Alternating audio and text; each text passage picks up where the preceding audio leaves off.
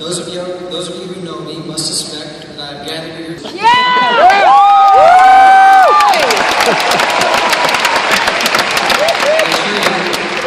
I assure you, I wrote that speech, but regrettably was asked to give this one instead.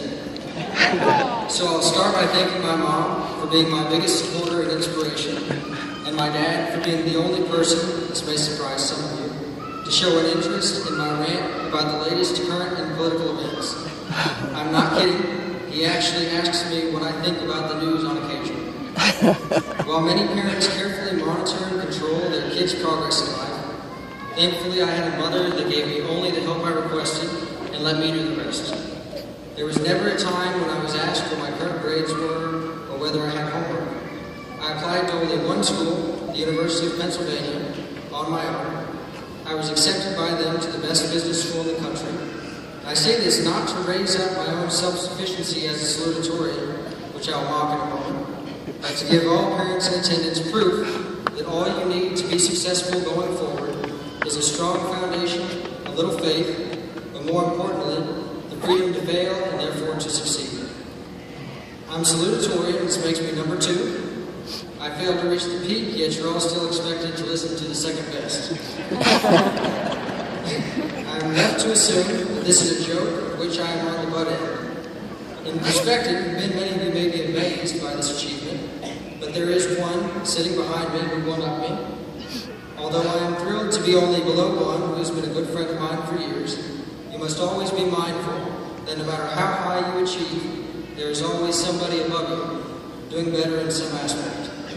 Unless, of course, you're a member of the band U2, as they've pretty well been the best for 3 decades now.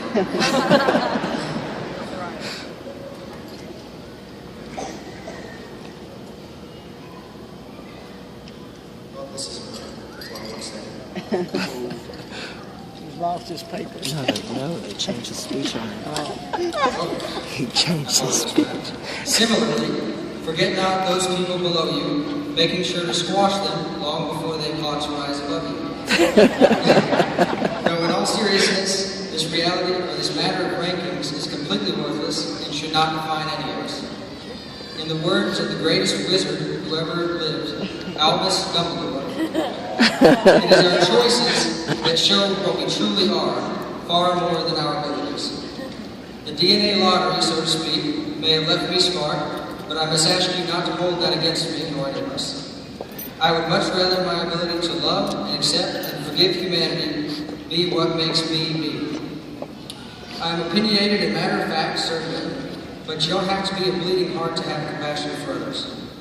Here I must acknowledge that having heart in the first place and caring for humanity is probably somewhat contrary to your preconceived notions of both budding corporate scumbags and high school salutatorians such as myself. In conclusion, much of our happiness in life is derived from how we choose to perceive and embrace the inevitable changes. Choose to move with the rise and the fall of the waves of life. Just a couple of weeks ago, I finally, begrudgingly, peeled the faded bumper sticker of a certain presidential candidate from my rear windshield. As I shed a quiet tear alone in my driveway, I lamented the misfortune and applauded the surprising ease with which I was able to peel that thing off after it had been glued there for so long. More evidence, I decided, of the incredible quality one can only expect from such a good candidate.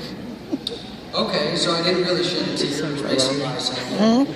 But I didn't realize at that moment that that man finished in second just as I am finishing now. After months of searching for this answer, I finally came to the conclusion that if you're doing what makes you happy, and it fulfills your goals, and it doesn't compromise your core values, and you have a loving group of people around you, it's all right to lose and go back to being on the board at Marriott International, even if it is to a Democrat of all people.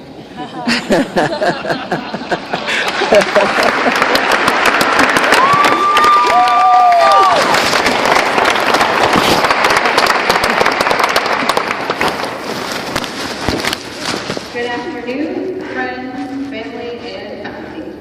Thank you for being here to support us on this momentous day in our lives and for constantly encouraging us in our times of success.